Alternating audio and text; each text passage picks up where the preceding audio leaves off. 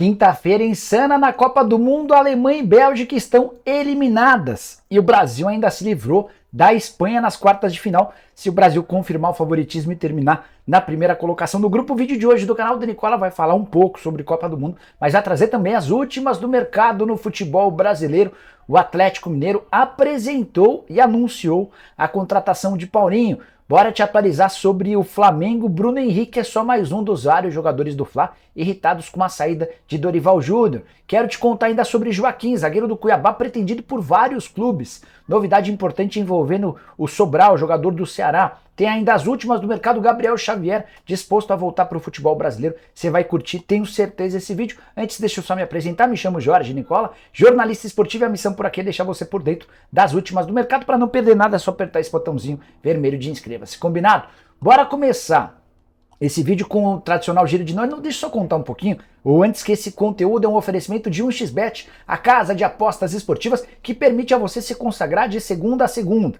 Nessa sexta, por exemplo, tem jogos do Grupo do Brasil e do Grupo de Portugal para você apostar. Vitória do Brasil contra Camarões, Brasil com time reserva, a vitória paga 1,42. Coreia do Sul e Portugal, em caso de vitória dos portugueses, 1,83. Tem Gana e Uruguai. Será que o Uruguai vence? Se isso acontecer, 1,77 para cada real apostado nos uruguaios. Tem ainda Sérvia e Suíça, jogo complicadíssimo, de difícil palpite. Em caso de empate, R$ 3,40. Estou bem animado para esse empate a 3,40. E você vai apostar em quê? Pega o link que está no espaço para comentários para fazer seu cadastro na 1xBet e sair apostando. Só não esquece de usar o cupom Nicola na hora de fazer o seu depósito para ter direito a 100% de bônus. Combinado? Bora começar o vídeo com o tradicional giro de notícias. Scarpa embarcou nessa quinta-feira rumo à Inglaterra, onde vai se apresentar o Nottingham Forest. O contrato já está assinado, contrato com duração até 2026. É o fim do ciclo de um cara super vitorioso e que fez uma temporada espetacular com a camisa alviverde. Bora falar também sobre Fernando Sobral. Contei para vocês nas minhas redes sociais que o Sobral já está em Cuiabá, passando por exames médicos para assinar contrato em definitivo com o Cuiabá. Negociação que me chama a atenção. O Sobral, jogador do Ceará, era pretendido por vários clubes brasileiros, entre eles o São Paulo. Cuiabá vai desembolsar uma grana para comprar o atleta e é mais um a deixar o Ceará. O vovô rebaixado já perdeu. Nino Paraíba rumo ao América. Bruno Pacheco também está de saída. O Mendonça e o Vina não devem ficar. Enfim, reformulação grande para o Ceará para 2023. Bora falar sobre o Cruzeiro, que contratou Marcelo Grimaldi. Não conhece? Preparador de goleiros que trabalhava no Atlético Paranaense. Ele acaba de ser oficializado como novo reforço da comissão técnica do Cruzeiro. Vai ter um papel importante também nas categorias de base, cuidando de toda a preparação dos goleiros. Para fechar o giro de notícias, William Potker está a caminho do Curitiba, atleta que pertence ao Cruzeiro, esteve emprestado ao Avaí, deve jogar em 2023 no Coxa. Bora contar ainda que Caio Mancha, ex-jogador da Lusa, foi artilheiro nas últimas competições da Portuguesa, tem nova casa. Ele vai defender a partir de 2023 a Portuguesa Santista no Campeonato Paulista da Série A2. Bora falar sobre as maluquices da Copa nessa quinta-feira. Bélgica e Alemanha foram eliminados do Mundial. A Bélgica caiu mais cedo, nos jogos da meio-dia ela empatou com a Croácia, com direito ao Lukaku perdendo pelo menos 3 gols incríveis. Lukaku fora de forma, com dificuldades físicas, vinha de uma lesão. Ele entra na etapa final numa Bélgica que se lançou com tudo ao ataque porque não podia empatar. Lukaku perdeu os gols e com o 0-0 a Bélgica ficou de fora. A Croácia terminou em segundo lugar e a liderança desse grupo ficou com o Marrocos, que venceu o Canadá por 2-1, uma das zebraças dessa Copa do Mundo. Mas nada que se compare ao que a gente assistiu à tarde. O Japão venceu a Espanha por 2-1 de virada. E o Japão terminou seu grupo, que tinha Alemanha e Espanha, na primeira colocação. Mas o mais maluco vem agora. O Japão venceu a Alemanha e a Espanha, ambos de virada. E perdeu para Costa Rica, que em determinado momento do jogo contra a Alemanha chegou a estar vencendo a Alemanha. E por alguns minutos a gente teve o Japão classificado em primeiro e a Costa Rica em segundo. Com a virada da Alemanha, que depois até goleou a seleção de Costa Rica, a classificação final desse grupo teve o Japão em primeiro, com 6 pontos, a Espanha em segundo com 4, a Espanha passa com uma vitória, um empate e uma derrota, a Alemanha em terceiro também 4, e a Costa Rica eliminada com 3 pontos conquistados, uma das maluquices dessa Copa do Mundo. E aí só chama atenção para alguns outros detalhes. A Alemanha, depois de ser campeã mundial em 2014, fez vexame em 2018, caindo na fase de grupos e mais uma vez sendo eliminada na primeira fase.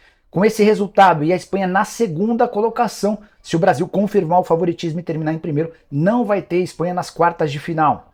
A Espanha terminando em segundo, passa para o outro lado da chave e pode ter pelo caminho Portugal. Eu vi nas redes sociais muita gente suspeitando que a Espanha decidiu perder esse jogo para fugir do Brasil. Você acredita nessa possibilidade? Enfim, os espaços para comentários, quero saber a sua opinião, tá?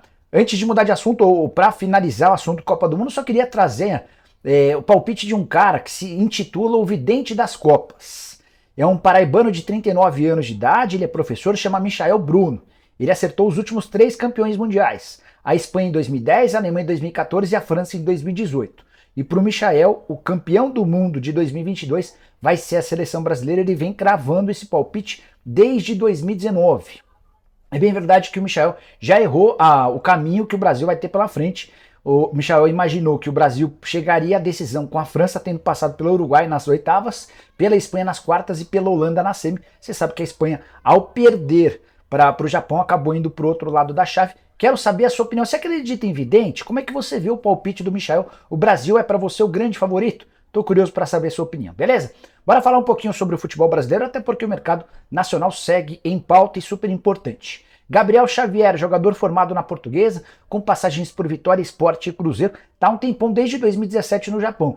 E ele decidiu estudar, analisar possibilidades de vinda ao Brasil. Não tem mais contrato com Consodeio, imagino que é assim que se fala, Consodeio Sapporo, onde disputou a última temporada, 34 partidas, 5 gols e mais 2 assistências, foi sempre titular absoluto por lá. Se você não lembra dele, o Gabriel Xavier é um meio atacante, joga centralizado, embora possa também atuar pelos lados do campo, não é um velocista, mas um meio armador que bate muito bem na bola. 29 anos de idade, o fato de estar livre faz com que ele tenha sido, nos últimos dias, especulado, sondado por clubes nacionais. Pelo menos 2 times da primeira divisão já entraram em contato com os representantes do Gabriel Xavier na intenção de saber as condições do negócio. Se as propostas daqui não forem boas o suficientes, o Gabriel pode até permanecer no futebol japonês, onde joga desde 2017, mas ele está aberto a propostas, gostaria de ouvir ofertas de clubes brasileiros. Bora falar sobre a grande notícia da quinta-feira, quando o assunto é futebol brasileiro. Paulinho é o mais novo reforço do Atlético Mineiro, mas não é para julho de 23, é para agora. Já há inclusive uma foto dele com a camisa do Atlético Mineiro ao lado de Rodrigo Caetano. O anúncio aconteceu na tarde dessa quinta-feira. O Galo conseguiu convencer o Leverkusen a ceder o jogador por empréstimo de 6 meses. 300 mil euros serão investidos para o contrato de empréstimo. Esses 300 mil euros equivalem a mais ou menos 1 milhão e 600 mil reais. A partir de 1º de julho, quando ele deixa de ter contrato com o Leverkusen, Paulinho já tem engavetado um contrato para que vai fazer do Atlético dono dos seus direitos econômicos. O Galo passa a ter 80% do valor de uma venda futura, o Paulinho fica com 20%. Por que esse negócio é espetacular para o Atlético Mineiro? O Galo está contratando um jogador que alguns anos atrás valeu 18 milhões e meio de euros por apenas 1 milhão e 600 mil reais. Salários, direitos de imagem e luvas vão girar na casa de 1 milhão de reais por mês. Vai ser um dos mais bem pagos do Atlético, mas jogador de enorme potencial, excelente contratação. Rodrigo Caetano batalhou demais para garantir o Paulinho e o Galo venceu uma disputa com o Palmeiras, que também tratava com o Paulinho há pelo menos alguns meses. Bora falar agora sobre Joaquim. Você já ouviu falar sobre esse zagueiro? Pertence ao Cuiabá, fez bom campeonato brasileiro, só 23 anos de idade, e ele virou o grande xodó do mercado brasileiro. Anota os times aí que já o procuraram: São Paulo, Inter, Grêmio, Vasco, Botafogo, Fluminense, Atlético Mineiro e Atlético Paranaense. Acrescenta também o Santos, que foi o último a sondar o Luiz Carvalho, o representante do atleta. O Luiz que também representa o João Lucas, lateral direito. Inclusive há uma reunião na próxima semana entre o Luiz e os dirigentes do Santos para ver se o João pode se mudar do Cuiabá para o Peixe. A respeito do Joaquim, esse zagueiro de 23 anos de idade que virou a grande bola de segurança dos clubes nacionais. O que pega é que o Cuiabá pede 4 milhões de euros ou 22 milhões de reais para vendê-lo. A ideia do Cuiabá não é empréstimo. E todos os clubes que consultaram até agora pediram a contratação do jogador por empréstimo, querem avaliar ele num clube para depois oferecerem uma proposta em definitivo. Diante desse cenário, o mais natural é que o Joaquim vá embora. Ele tem propostas de Itália, Turquia e Rússia. A melhor oferta é de um clube russo.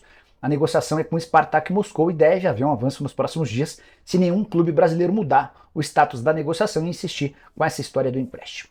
Bora falar agora sobre um botafoguense, Matheus Nascimento, que está na mira de Real Madrid e Chelsea. Informação publicada nas últimas horas pelo UOL dá conta que o Real Madrid já fez uma proposta ao Botafogo para a compra do jogador. O Chelsea também analisa uma oferta que vai ter um valor menor, mas com a possibilidade de ganhos maiores, dependendo da performance do jogador. Matheus Nascimento é aquele atacante que surgiu com 16 anos de idade no profissional, não conseguiu se firmar ainda no elenco do Botafogo. Viveu altos e baixos entre algumas partidas, em outras reserva sem sair do banco, mas segue sendo, por causa da idade e pela capacidade técnica, um jogador super bem avaliado no mercado internacional, embora eu reconheça, fiquei surpreso ao saber que Chelsea e Real Madrid disputam o jogador. Quero fechar o vídeo falando sobre o Flamengo, mais especificamente sobre Bruno Henrique, que ainda repercute a saída de Dorival Júnior. Jogadores do Flamengo não gostaram da notícia da saída do Dorival. O campeão da Copa do Brasil e da Libertadores era adorado pelo elenco. E a maior prova disso foi dada pelos próprios jogadores que usaram as redes sociais para se demonstrar solidários e para defender o Dorival Júnior. Davi Luiz foi só um dos vários que postaram mensagens bem bacanas. O Bruno Henrique participou de uma live nas últimas horas, deixando clara a insatisfação, a chateação dele com a decisão da diretoria de abrir mão, não dá para dizer que foi demitido, né? Mas de abrir mão de uma renovação de um contrato com o Dorival Júnior. E olha que o Bruno Henrique nem conseguiu jogar com o Dorival, ele estava contundido, mas eles já haviam trabalhado juntos no Santos, e o Bruno Henrique é extremamente grato ao ex-treinador rubro-negro.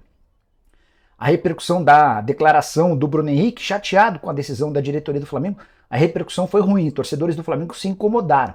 E o Bruno Henrique respondeu há poucos minutos na sua rede social da seguinte maneira, abre aspas, todo mundo pode opinar e falar que está tudo certo, eu não posso, pelo visto, porque, aí ele completa, pelo visto porque muitos aí ficaram com raivinha, né, chatice e preguiça. Eu tenho certeza absoluta que essa situação vai ser contornada quando da representação do elenco com a chegada do Vitor Pereira. Mas é bom que o VP chegue pianinho no elenco do Flamengo. Ele tem fama de disciplinador, de um cara muito duro. Foi assim no Corinthians, os atletas do Corinthians detestavam o VP. E ele vai chegar para um elenco que adorava o antigo treinador. Se o VP não souber conduzir esse processo, acho que não vai durar 6 meses no ótimo, muito qualificado, mas também bastante tinhoso elenco rubro-negro. E você, o que pensa dessa história? Tô curioso para saber sua opinião, beleza? Esquece de deixar like, se inscrever no canal. A gente volta às 7 com o programa do Nicola ao vivo. Abraço, tchau!